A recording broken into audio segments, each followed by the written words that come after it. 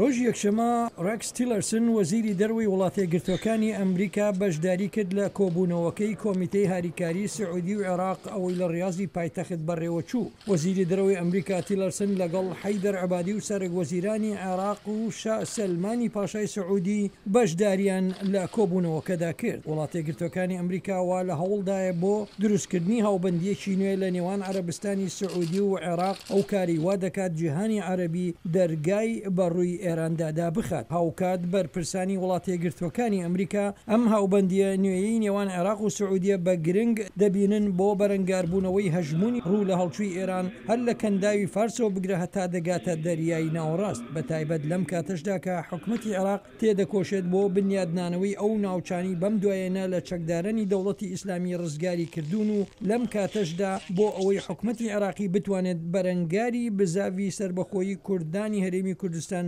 ببێتەوە. وەزیری دەروی ئەمریکا هەوڵیش دەدات سعودیە هاوکاری دارایی و سیاسی عێراق بکات.